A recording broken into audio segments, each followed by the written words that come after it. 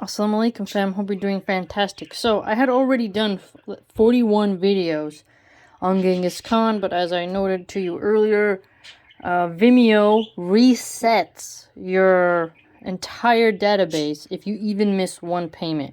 I did not know that. So, I'm no longer going to use Vimeo because now you can see it's just a money-making scheme. And they don't tell you that when you first invest in the app, so no more. So all the Bookshelf Fellowship series I'm going to start here.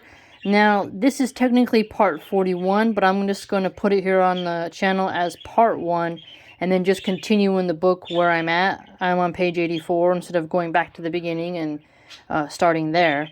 But what's interesting about this book is how much we learn about Genghis Khan. So here's a really cool quote. So the Jerkid tribe is the second largest tribe, right?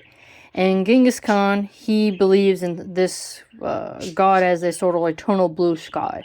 So his Mongol army is setting out towards the south, okay? And the Jerkid Khan tells Genghis Khan, "Our empire is like the sea. Yours is but a handful of sand."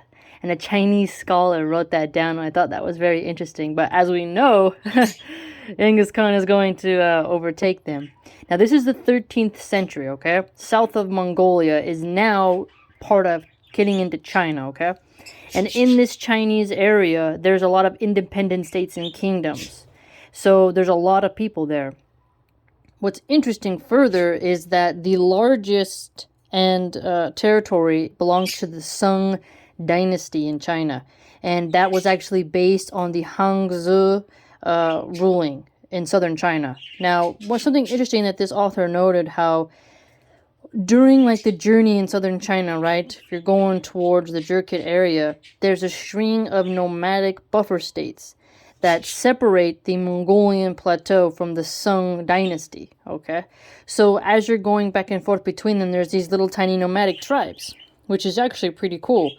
And they do agriculture, they got some grazing horses, remember, because they do eat horses. Now, another point that I thought was very cool that I wanted to talk to you about is how the tribal steppe culture operates. So, what's really cool is that there was a cycle of raids. So, people are on the nomadic steppes, and the older tribes that have become soft and weak get wiped out.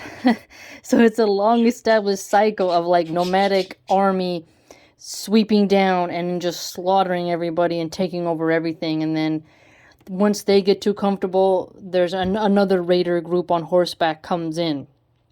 So the marauding tribes are cyclical, and that establishes the ruling class of those, nomadic buffer states.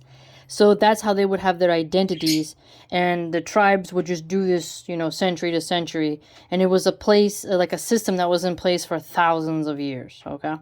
So think about how strong these people had to be, how they had to focus on defense. They're nomadic, they're super strong, and then once somebody got too comfortable in the soft city life, or, the tribe didn't really start focusing on security and keeping their people strong, they would get wiped out. So remember, on the steppe, it's very open, okay? There isn't like the walls to protect you. You're there with your family, you have to depend on your soldiers to defend it, and then you look over, you see all this, cavalry just, coming down of another tribe to just totally take you out. And remember, Genghis Khan has thus far within the series of this book united the different tribes under him. He's taken out Jamunka, he's taken out the Golden Khan. He has totally smushed his way in to the point where he's ready to meet the Sung dynasty. So this is the 13th century.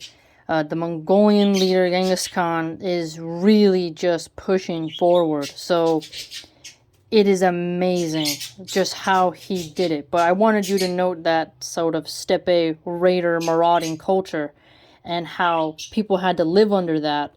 And how, like, today, we really take our safety and security for advantage. Because if a mother was with her child and she sees that these raiders are coming, she's going to have to flee, but also know how to defend herself if the men in the tribe cannot defend her. So you can't just sit around inside your gur. The gur was like their tent.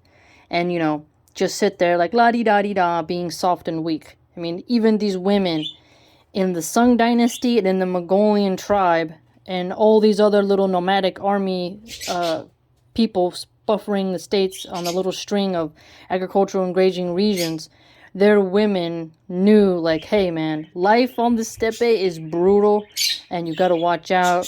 And the weak always get conquered by the strong in this time period. 13th century Mongolia, 13th century China. It's not a joke. So man, it's such a great book. So I wanted you to nerd out on that with me.